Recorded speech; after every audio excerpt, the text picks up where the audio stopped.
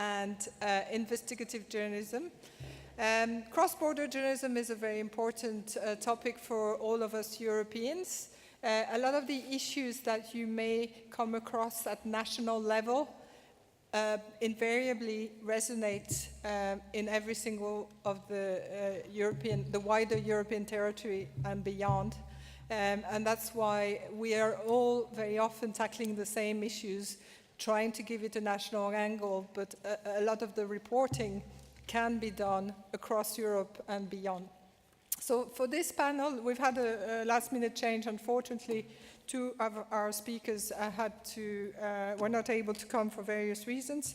But we have Stefan Oval, who's currently working for Le Monde and has been an investigative journalist for many, many years.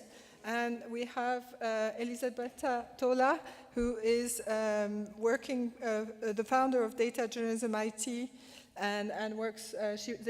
She works on data journalism and investigative journalism as well. So these two panelists are going to introduce themselves in due course.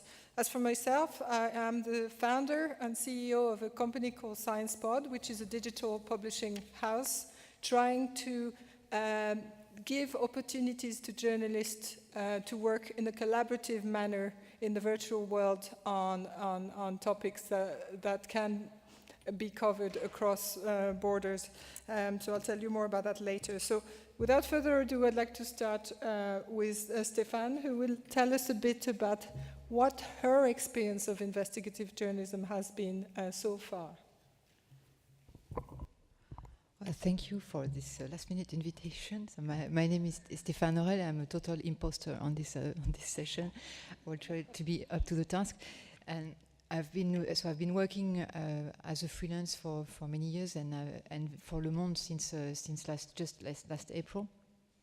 And my main focus for the past 10 years has been the corporate influence on science, the manipulation of science, which means conflicts of interest and lobbying, because in my mind, conflict of interest, when you say conflict of interest, it's not only the situation of one person, but it's also the whole ecosystem in which these conflicts of interest happen.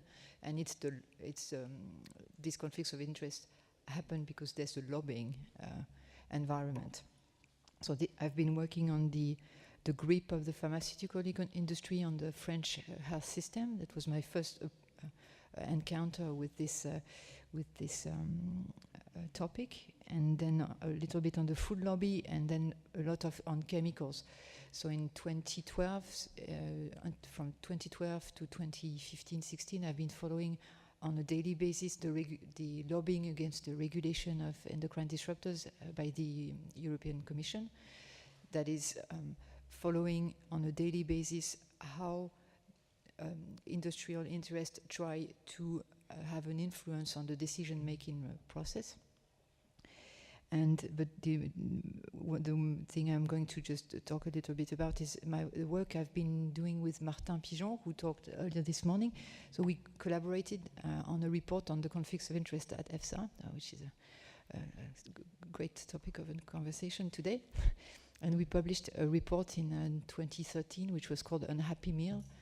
And the idea was to collaborate together and take the declaration of interest of all scientists of panels of EFSA, that is 10 panels and more than 200 scientists, and check their declaration of interest forms line by line, one by one.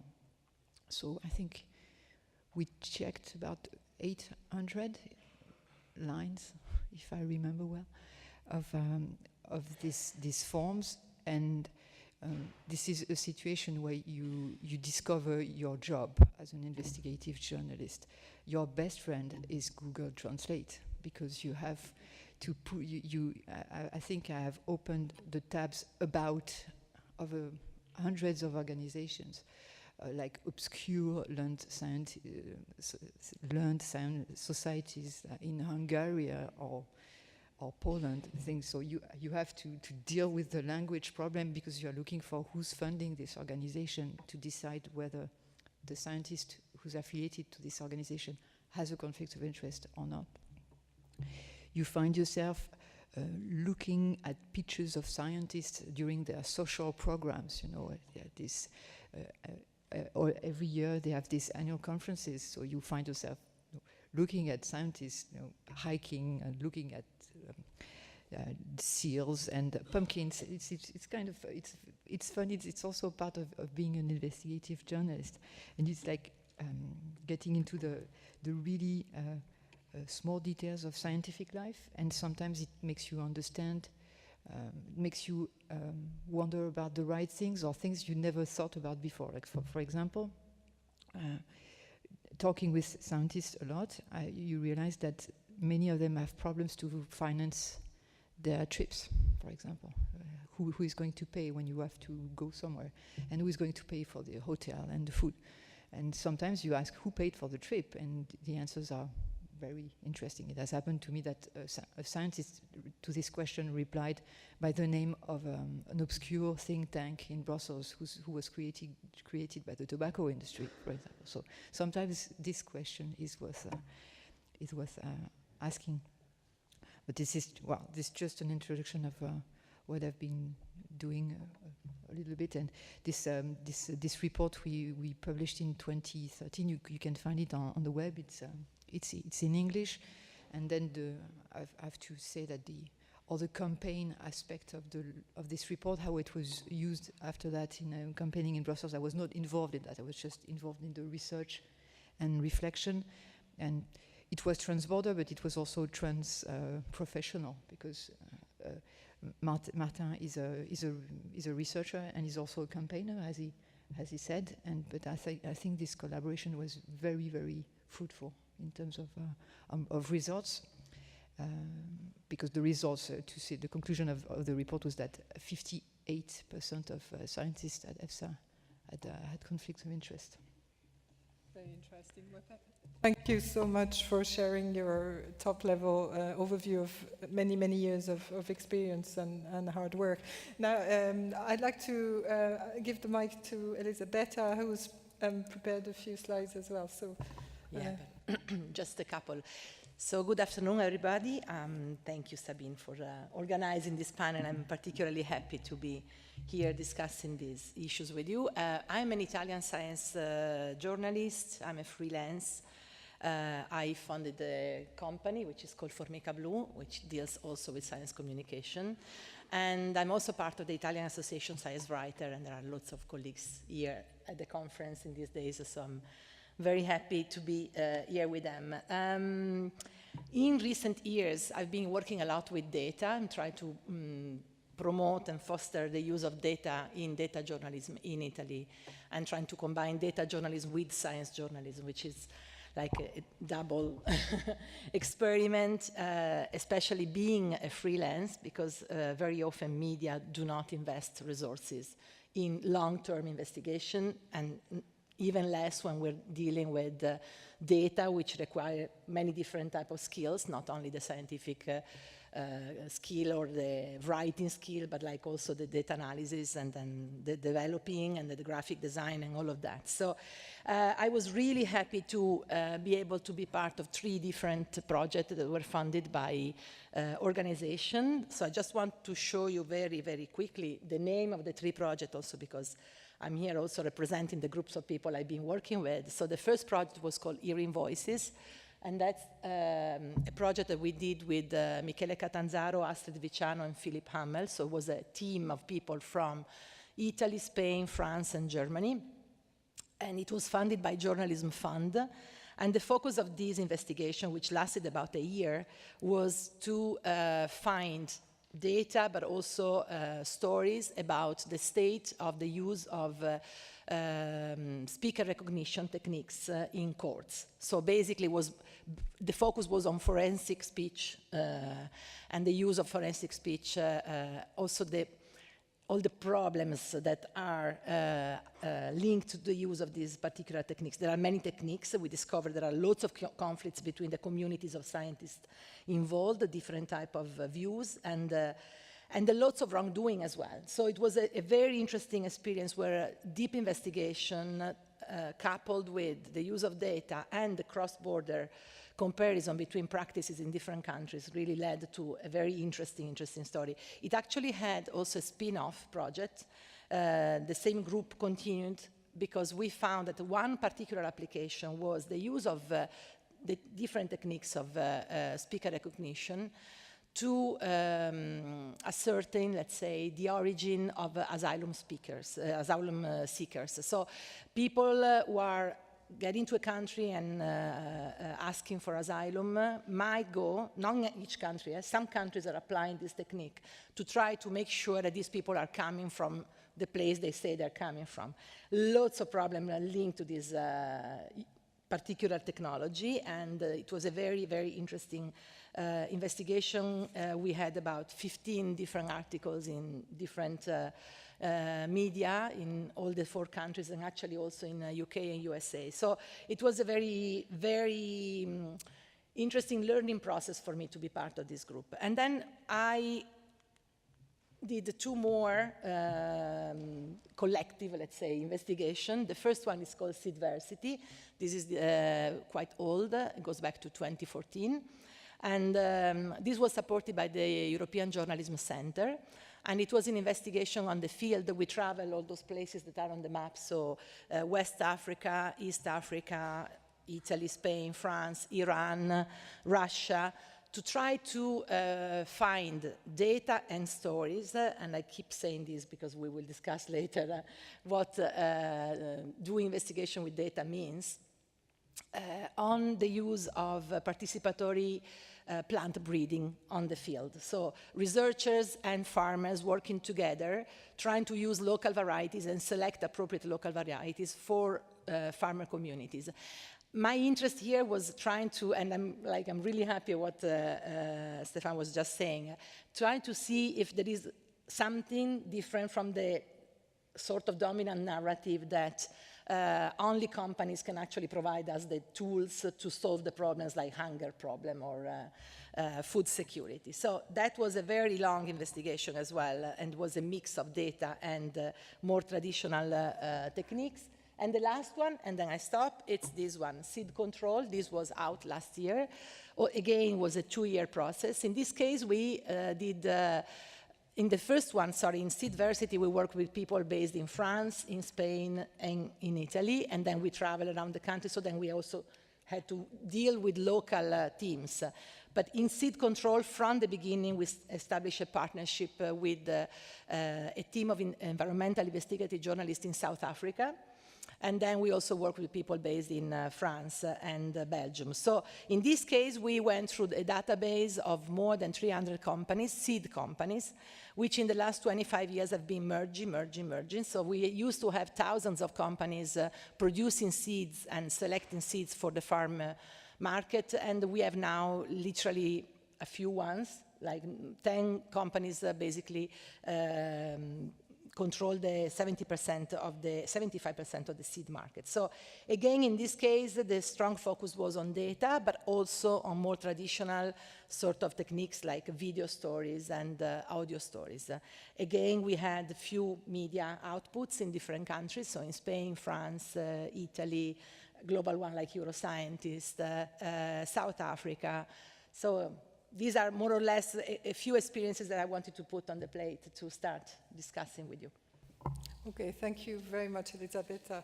So I'm just going to tell you in 2 words how I came to this panel. I created SciencePOD, which is a digital publishing platform that allows to gather a global network of professional science journalists and editors. And the idea for this platform came from my own experience. I got trained in the UK.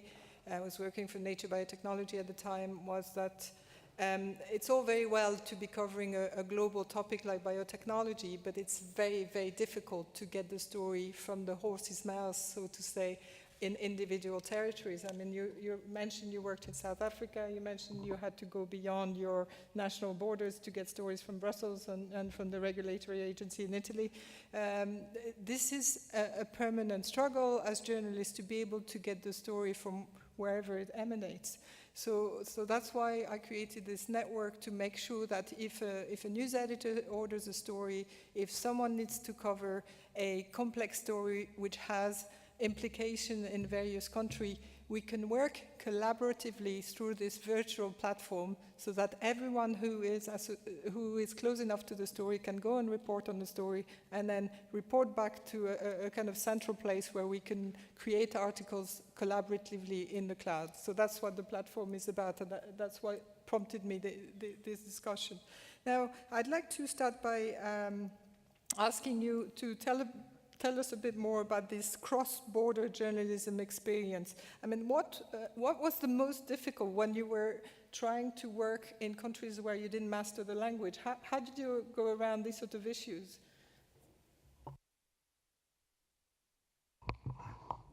Well, the thing is, when you're a freelance journalist, you don't have money to travel. You don't have money at all. So traveling is not possible. Although going to Brussels is a possibility, because it's not, I live in Paris, so it's not complicated to go there. So, and what's important in the when you investigate about regulation and decision making and the influence of corporate strategies on this, is also to be on the field. I mean, there's a field. The field are the Parliament, the Commission corridors, and just to be there and to feel the atmosphere and to see how people interact with each other is also very important. So it's not because you're making a very it's very dry journalism, reading at reports, investigating forms and very administrative stuff, that you don't need the human part. You also need to go there and see people and see how they live in their natural habitat.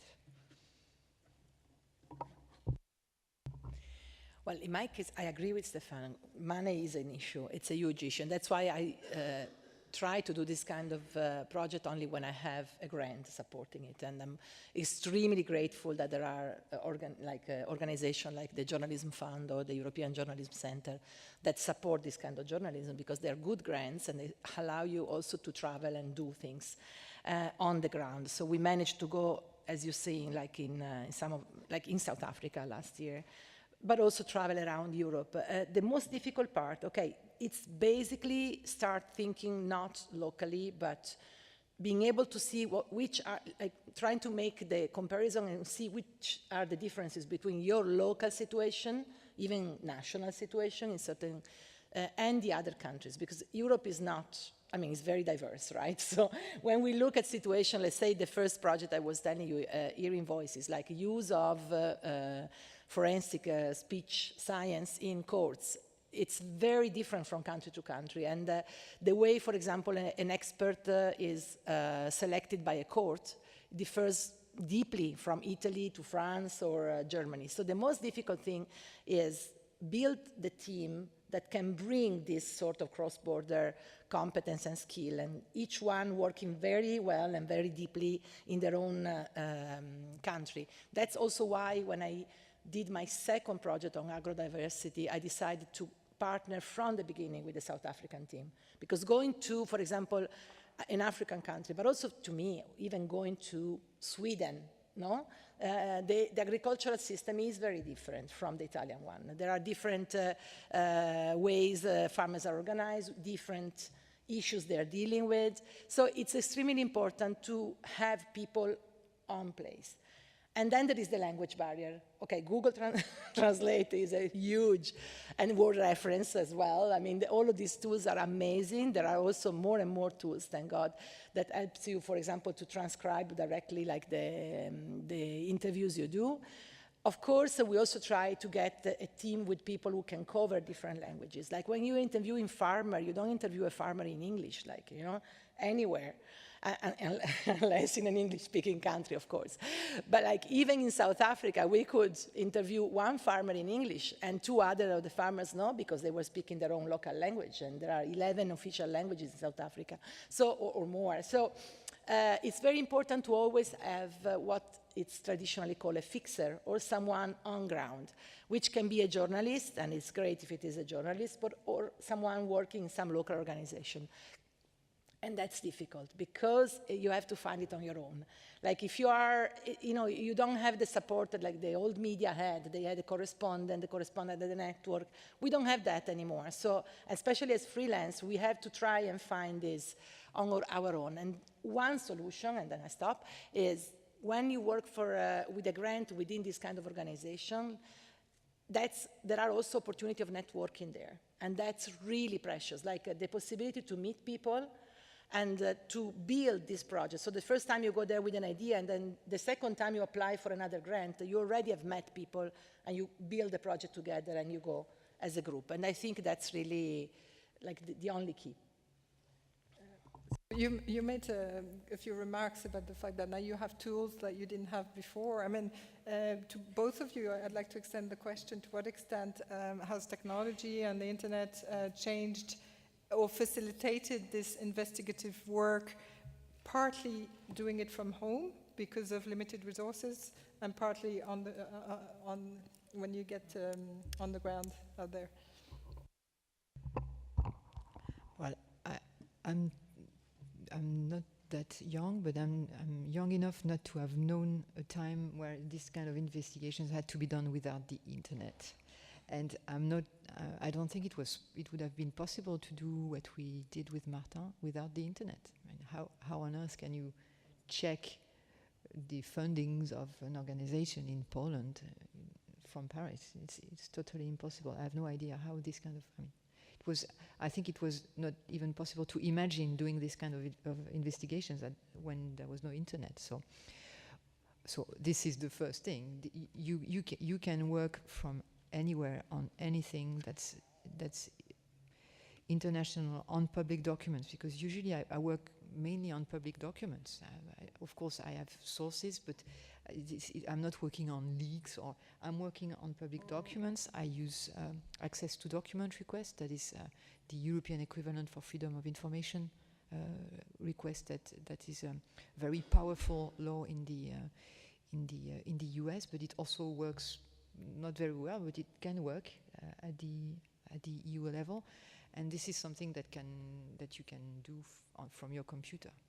Ask the Commission. This is something I did for the investigation on the endocrine disruptors. So I filed about, I think, 34 years in 3 or 4 years about their internal correspondence. So you can get the internal correspondence of the European Commission on one given regulation. You can get their correspondence with the lobbying organizations. And you can get all that data with few redaction, and you can trace back everything that has happened during the lobbying battle against one decision, because of these tools that it's not really technology, it's just internet and democracy, I think. Thank you.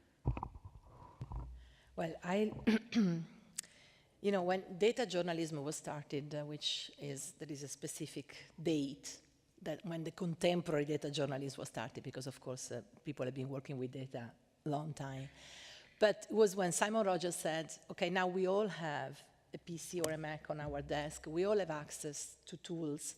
We can all use interactive graph. We can all build maps. There is no excuse not to do it, right?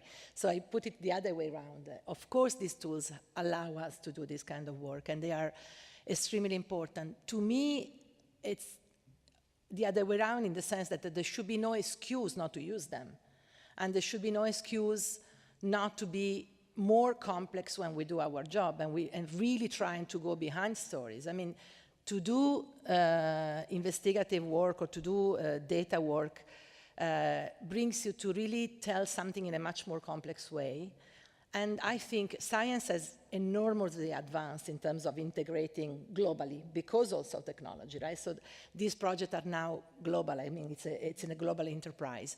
Why shouldn't journalism be the same? Why should we be content with writing articles that come from press release and that's it?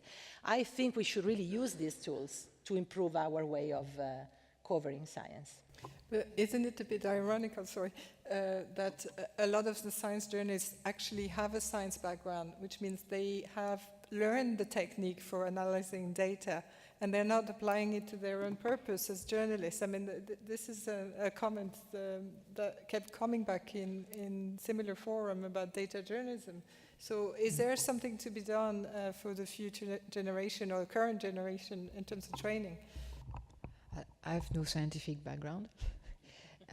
And this is what I'm saying to our colleagues who are not science journalists. You don't need to have a PhD to investigate science, and we need more investigation in science. And you, science journalists, should do more investigation. I think there's really something to be done today. And is it a matter of actually learning the techniques of data analysis to some extent? Or farming it out to someone who's going to do it for you, because there's only 24 hours in a day. I don't think it's the main issue, because I mean it's great that there's all these tools available, technology tools, but what's more exciting is to ask new questions that will create new tools. And the way to investigate science, I mean, it's not to start from what's already there.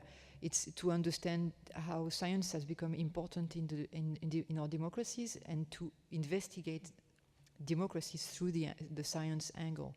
And this is, to me, a very good way to ask very relevant questions to decision makers, and to be a counterpower to those institutions like the agencies we've been mentioning a lot since this morning. I totally agree with that. No, I mean, the thing is, first of all, most of the best data journalists in the world at the moment are not science journalists, okay? And that says something. I mean, science journalists have the advantage of knowing how data are produced and how they could be analyzed and all of that. But very often we lack the other side, which is the investigative tools, and the ability to connect science within a much broader sort of image, which is we really should investigate how society works. I mean, science is the pillar of contemporary society, and what we should do sometimes, often, I think, is really to try to link more science to politics, economics, the way the decision-making process are actually regulated, and they are influenced as well by lobby, as well as by even by technology and even by science outputs. So in a way, I think that the only solution, I agree, no one can do everything on their own, right? So the only solution is to work in team.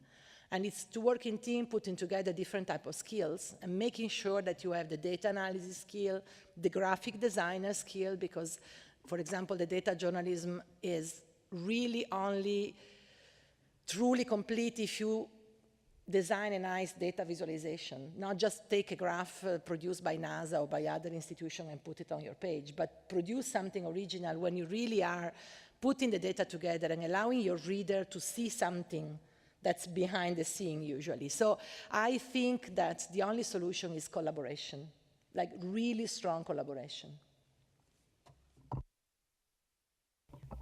There's another tool that is much less technologic. It's academic knowledge.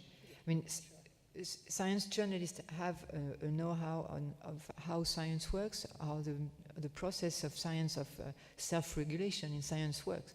But if you add to this knowledge, the questions on where it doesn't work well, with academic background, and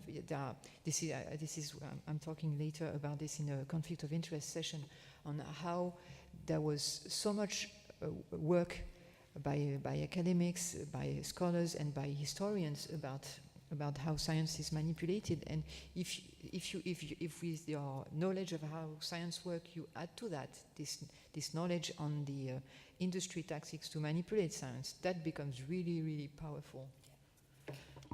Yeah, there's another example of where science doesn't always work well. Is a website called Retraction Watch, which really pinpoint any papers that gets retracted after being published following peer review. And I mean, one of the co-founder of this is Ivan Oransky, who was speaking in Dublin a couple of weeks ago. And I asked him whether the website has influenced the level of science news coverage. And he said that, yes, that nowadays he has more competitors because actually journalists pick up on some of the retracted papers they point out and cover it a bit more. In a way, what this website does is the investigative work that journalists used to do manually. It's a bit more global, it's a bit more systematic, and it's a great source of stories. I think now I would like to ask you a bit more about why, in your view, has investigative journalism not been taken up more widely? I mean, we've spoken at length about the issue of resources, and Elisabetta, you mainly work on on the basis of grants, and yourself, you have been funded over the years by the paper you've published. Is that correct? By Social Security. Great to live in a country where the welfare state is quite generous. But yeah, clearly that the resources is one of the issues that arise, but the other issue possibly is who is behind the media. You know, it's not always in everyone's interest that some of these investigative stories see the light of day. I mean, have you had some resistance from some of the established media to publish some of your stories over the years? Well, there's the resource problem, but the main issue is time. The investigation requires lots of time, and media outlets don't pay journalists anymore to spend 1 year investigating on something, except for some newspaper. I'm very lucky to work for Le Monde because they pay me for that. So maybe it can happen to other outlets. But I think it's today. The news is not going very well, at least in Europe. And the way you make a difference between outlets is not about being the fastest. It's being able to provide in-depth information to readers. So investigative journalism, I think, is very important in keeping the media alive today.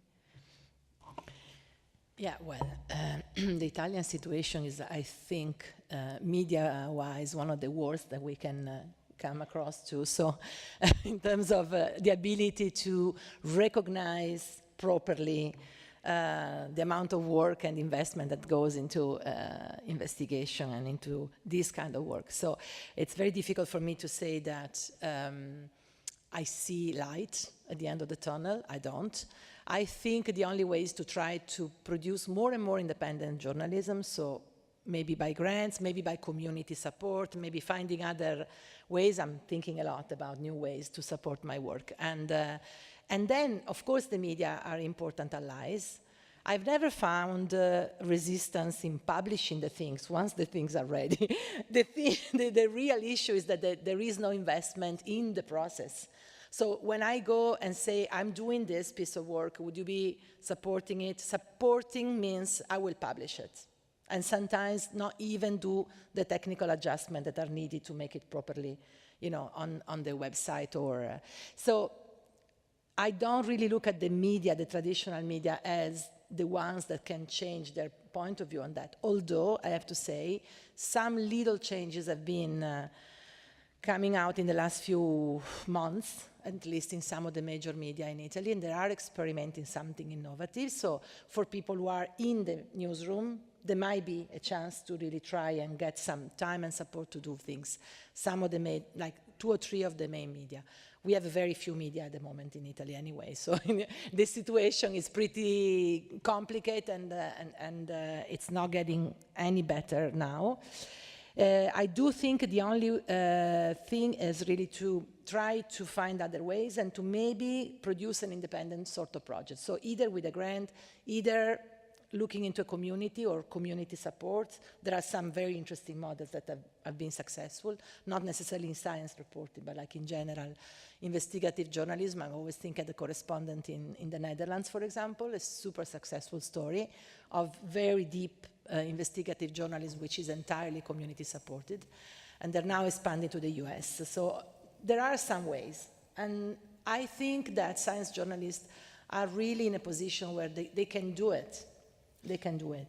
Yeah, so just for those of you who are not familiar with the correspondent, their model is based on a membership. So they're, in other words, reinventing the subscription model, but they're asking their readers to engage. So being a member of that particular publication is actually involves being called upon to contribute to their forthcoming coverage, which is a very interesting model, because then you don't have passive readers. You have readers who contribute to your reporting. And that notion of membership, they say, is more positive because their readers subscribe to an ideal, to a manifesto. They don't subscribe to buying some copyrighted material, which is a very subtle distinction worth the while. If I can add just one thing on this, Sabine, I think that kind of model, if you put it into journalism, is not very different from what happens sometimes in citizen science. And I think in data journalism, we should use it more. So to even have a strong relationship with the community means also to think together which kind of investigation can be useful to the community, maybe even get the community involved in finding the data or providing the data. So a very different approach. But since the traditional approach of journalists thinking what their readers want to read is not working anymore, I think we should have to be creative and find new ways. And that's an interesting experiment. Have you had experience with dealing and tapping into the expertise of certain community who on a voluntary basis will give you information, or people who have done some background research on similar subject helping you along in your investigation, or have you pretty much depended on your own time and energy? I'm not sure I understand what you mean. Just relying on existing groups of people who would have done background research on certain aspect of your work, of the topic of your work, or people who already have done all the legwork for you. Well, it's more about learning I owe a lot to Corporate Europe Observatory, the NGO Martin Pigeon works for, because in 20 I knew their work because they had produced an investigation on the lobbying against a traffic light system for food products, and this work was, I've just discovered the existence of this NGO, and I found the report was just amazingly. It was the best investigative reporting I had seen in years, and I think 1 year or 2 years later, they organized during a summer 2 days workshop for journalists to learn how to investigate lobbying in Brussels. Mm-hmm. So it was just 2 fantastic days where we were given the tools on how to do that. And so this is, I had my toolbox, and I could, then I started working on this because I knew how to do it. So it's more about the know-how that was transmitted rather than the background on one topic. Mm-hmm. Very interesting indeed. So I think we've touched upon a very important aspect earlier on when we talked about trying to counter the dominant narrative. And the internet and social media really do not help in countering the dominant narrative, because they create echo chambers and reinforce some of the ideas that are out there, which may or may not be accurate. So do you see a role in introducing new ideas in your work? I mean, how can this be done effectively? Because you're up against a massive amount of resistance and a very well organized or very long-lived, ideas that you need to go up against. Well, in my type of investigation, the resistance somehow I'm confronted to is not really resistance, it's attacks from the corporations that are criticized or investigated. So it's always very indirect, but those people who work on these things, NGOs or journalists, we are under a flow of attacks by trolls, which we don't know who they are paid by, and it's sometimes not really threats, but it's just extremely intrusive insults and things like that. So this is the kind of things I'm confronted to more than what you're evoking. Well, I think one of the things that happened to us when we were doing the investigation on the two on agro-biodiversity was more the idea that, and that's really something I'm trying to see how to deal with still, that if you are a science journalist and you should be, I don't know, based on rational thinking, then you should think this way, and otherwise you become sort of a new age supporter if you actually say that, I don't know, you don't like certain technology applied on the field, so even in our communities there is sometimes a strong polarization and a tendency to judge people. And what I like about investigative journalism is actually the fact of not being into this polarization and trying to build stories that might connect with different communities and are not necessarily starting from, I want to demonstrate that, I don't know, to solve the hunger problem, we need to use this type of technology, or because there are many different answers. I mean, there might be many different answers. Diversity is the key to a lot of things, and not necessarily the same solution goes for each community in the world. And I really want to advocate more for more complex sort of narratives and not this sort of oversimplification we are used to. So that's my major problem. I'm not sure we succeed in that, but I really like to look at things this way. And the last thing is, I again think that very often we have to overcome the feeling that when we talk about science reporting, we're talking about something that has to do with science and technical world, and doesn't connect with the rest of the people's lives. And that's really something I'm touching a lot when we're talking about food, but even more when we talk issues like climate change, right? And that's really enormous because it's very interesting, like when you're looking into papers, I've been going through like our papers for the last year and a half, very rarely I see articles that are a little bit deeper and going into stories and talk about how the communities try to solve certain problems. Very often I see numbers, models, and that's it. And that's really, really reductive.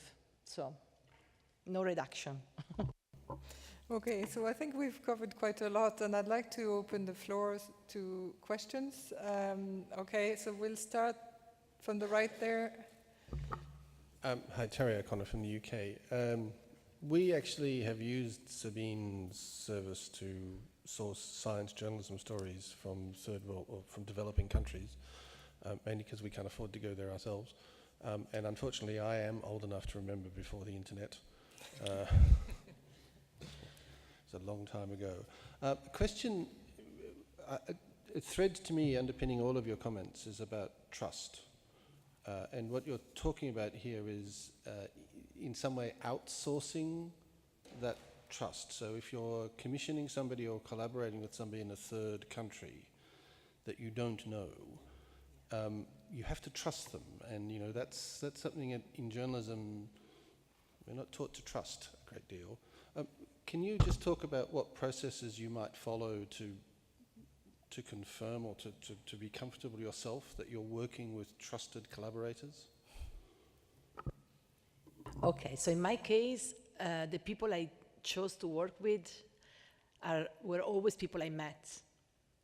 I met them through, as I said, like boot camps, training situations, like international conferences or meetings. And then we established a way to work where we were meeting each week in video conference. So week by week, we were tuning in our way of dealing with things. And obviously sharing each document, finding secure ways to share everything and make sure the analysis was always shared as well. So I have to be honest, I can't tell you that, I would be lucky, okay. I can't tell you that we could avoid any problem, but the way I chose them was exactly the way I choose my collaborators locally, like by meeting them, talking to them and working together. The only thing is now we're lucky because there are lots of tools that allow us to work together a lot, even when we're not in presence. And I got pretty used to that, so I don't find it very different a meeting in person or a meeting like if we stay on Hangout for about 2 hours analyzing documents. that's not really totally safe, but it's already something like it's a step ahead. I'm not just telling you, you do this and then send me an article. No, we don't do that. So briefly, how we are organized internally with SciencePOD and how we recruit our talent across the world is mainly based on previous experience. So having examining CVs and making sure that people not only have had a certain level of scientific expertise or experience of working on scientific topic. Some of our recruit are arts graduates, politics graduates, history graduates, but they've had a long lasting relationship with science. And then the other thing we do is actually ask them for samples of the kind of work they've done before. Very often it's very easy to identify people who are trying to get in without proper credentials. I mean, it's a very small world. If they have published in a renowned publication or even in national level newspaper, these sort of criteria are important. We haven't had a problem to date, but they're still early days. Juliana? Thank you. Núria Har, freelance journalist from Barcelona. You said that your investigative stories were funded by European Journalism Center, Social Security. It was like kind of joke, but it's like that. I don't know do you think that media outlets are getting used to that grants and other sources pay for the high quality journalism and not them? If I have to answer for the Italian experience I have, yes. Or better, they don't do it unless they have some support. Because they tell you, that's a nice project, but we don't have the possibility to invest on that. But to be honest, I also have to say that Italian newspapers in general, media outlets in general, are still in the middle of a transition to digital world. So they haven't really yet developed a very clear idea of what a digital product should be and how to have products that are not simply the copy of the printed paper. They're still into print first sort of frame, and that's really their problem because they don't even think into new business models. It's a huge problem, but that's like throughout. I'm not saying this only as a freelance. I've been training most journalists in most media houses in Italy in the last 2 years. I was a trainer for Google News Lab. So I know that that's exactly the reality, that they are still moving into this and they have some issues in designing what a digital product should be. So they're far from that. I think we have a problem in journalism is that we have many awards, but not that many grants. So we give awards to journalists once the work is done, but when you are trying to do something in depth, and in France, for example, there are no grants for investigative journalism. So, and you have the only way to get a grant is to have a trans-border collaboration. But when you are a freelancer, being a freelancer means you have no network. You don't know your colleagues. You don't have money to go to this kind of conferences and to network with colleagues. So you are really on your own, and there's no way you can find any money in advance. So maybe we should have less awards and more grants for young journalists. That's a very good point, but I think I had that discussion as well with Tom Zeller, who I see at the end of the room there, who has philanthropy money to run his magazine on Dark. There's a big difference between the availability of philanthropic money for journalism in the US, in North America generally, and in Europe. And that's where the collaborative trans-border investigation come to bear, because by piggybacking on these international efforts, sometimes it's possible to contribute from Europe. So, sorry, there's a second little question related to the first one, and is how these grants are guiding the agenda setting, because many of these grants are funding, for example, stories about climate change or women or certain topics, not others. So they are guiding the agenda setting. I don't know what you think. That you're right. I cannot say anything else. I mean, it's true. When I am applying for a grant, I need to stay within the the requirement that the grant is is making explicit. Like, so sometimes it's development reporting, sometimes it's women, sometimes it's other issues, and it's true. I have no freedom to think. I mean, I have freedom. It's just I don't find the money to develop a project on something else which has not some sort of organization supporting that particular topic, and that is an issue. Yeah, it is an issue, absolutely. I'm not saying they are influencing the agenda setting, I don't think so, because to be honest, very often, at least in my experience, the media who have taken the type of work we did, they weren't really investing in that so much, even in terms of the priority or the, the hierarchy they were putting these things in within their website, which is even another issue, right? So you get something for basically free, and you don't even evaluate it and make it sure that it, gets some sort of good dissemination. But yeah, I don't see other way around at the moment. At the moment, we see. I think it's very, very interesting remark, and it's the same situation in public research or any research. I mean, it's the framing, the funding makes the framing, and if you frame the questions, you don't think of the unthinkable. Thank you. Any more questions? At the back, yeah. Martin? Yes, thanks for the last question, actually, because I think it's really key. And I'm not going to complain about philanthropy, it's paying my salary, but there are limits to the model.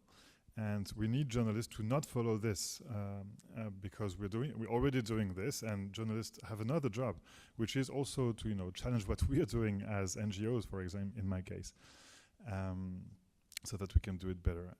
And I was wondering whether there was examples, cases of a business model that existed to retribute collaboration. Like you take the example of the ICIJ, for example, which is like, a bit of a reference in terms of collaborative investigation, and that's funded by philanthropy.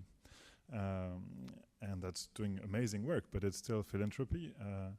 And I was wondering whether there was some sort of a mechanism that had been thought to encourage media outlets to invest more into the production of such knowledge.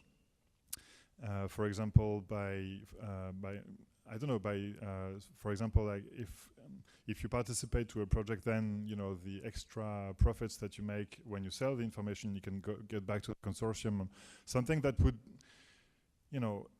provide more financial autonomy to journalism and to collaborative journalism, even though, and that's a problem that I very often face in my work, journalists are competitors and are fighting for exclusives and stuff, etc., etc. It's always an issue, and I was wondering whether there was a model that had been identified or cases already.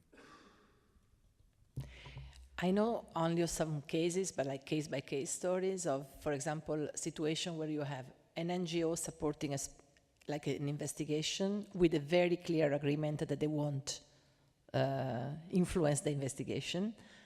I don't know if that's really that easy to spread. It's a matter of culture, and thinking in terms of independent journalism is also something that differs a lot from one country to another, from one situation to another. So I know that, for example, when you're looking for money in the no-profit sector, of course, again, there is an advocacy issue there, and as you were saying, and sometimes, there are ideas. There have been a couple of cases that I've been told. I'm not sure, though. I'm not going to mention the name of them because I've been given this example as an example. But we decide to investigate, put an effort, a joint effort, then the result will go to the NGO to do their campaign and to me to write my book as an independent journalist, right?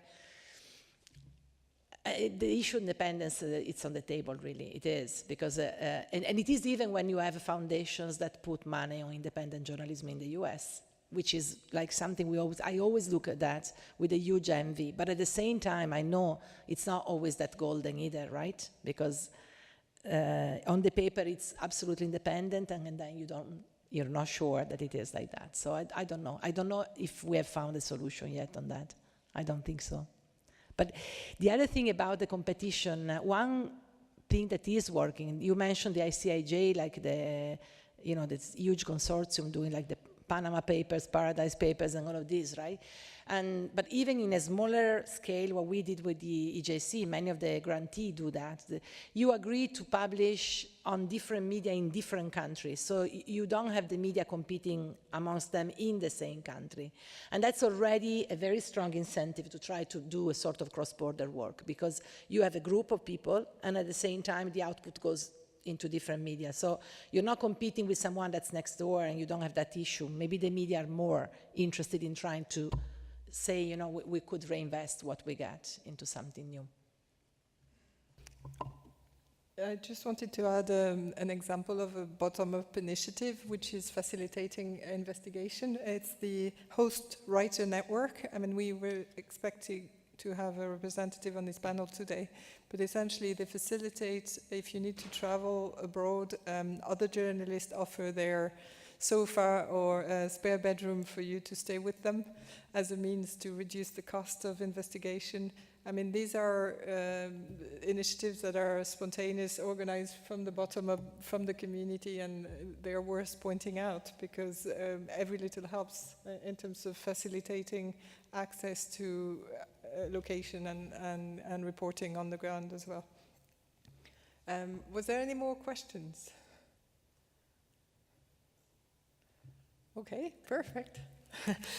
So on these words, I would like to thank you for taking part to this very interesting discussion. And we are going to follow up with another session on non-profit or philanthropic journalism, strengths and limitation, which is a very nice transition to some of the comments from this session.